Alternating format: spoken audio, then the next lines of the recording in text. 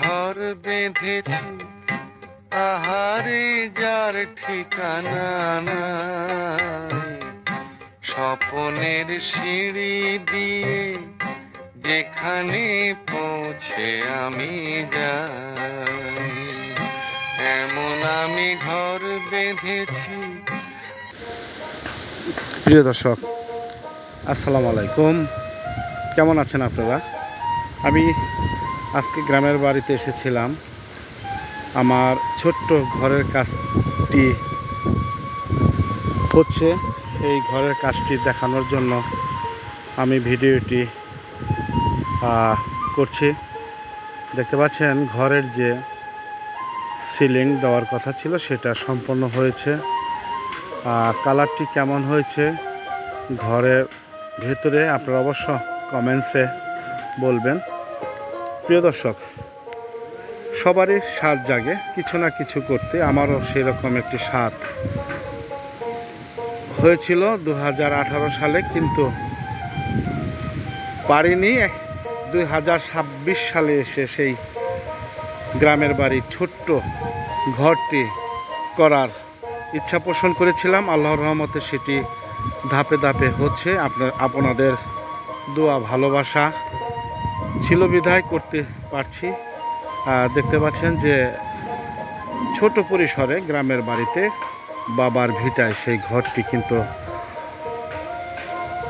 শুরু করেছি। জানি না আল্লাহ পাক শেষ করতে পারবো কিনা, সেটা আল্লাহই ভালো জানে। মানুষের হায়াত মৌতের কথা বলা যায় না, সেই বিষয়টাই আমি তুলে ধরছি। এটা হচ্ছে ঘরের বারান্দার যে সিলিং সেটা সম্পূর্ণ হচ্ছে, এবং কাঠ যেগুলো বাইরে আছে ওখানে একটি নাক বারিন্দা হবে। ওখানে বসার একটি ব্যবস্থা করব, যে গরমের মধ্যে অন্ততপক্ষে বারান্দার যে নাক বারিন্দা যেটা বলে সেখানে বসে স্বস্তির এবং বাতাস নেওয়া যাবে। এই হচ্ছে দক্ষিণ সাইডের যে কারুকাজটা, সেটা এই পর্যন্ত হয়েছে। আসলেই স্বাদ আছে, ইচ্ছা আছে, তবে সবই তো বুঝতে পারছেন যে অনেক টাকা পয়সার ব্যাপার। তারপরেও আল্লাহ করার মতো তৌফিক দান করেছে, ইনশাল্লাহ করতে পারছি।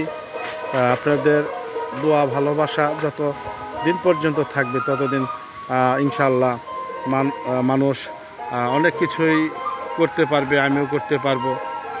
তারপরেও গ্রামের বাড়ি, সবারই একটা ইচ্ছা থাকে যে গ্রামের বাড়িতে কিছু একটা হোক, সেই হিসেবে আমি করছি। এটা হচ্ছে দেলদার উপজেলা, আটিয়া ইউনিয়ন 5 নং ওয়ার্ড, গড়াশিল দক্ষিণপাড়া যে ডাক্তার বাড়িটা, সেখানে কিন্তু এই ছোট্ট ঘরটি হতে যাচ্ছে। আপনাদের দোয়া সব সময় কামনা করি, যাতে আপনারা আমার জন্য দোয়া করেন। দেখতে পাচ্ছেন নাক বারিন্দা, ওখানেই বসার একটি ব্যবস্থা হবে।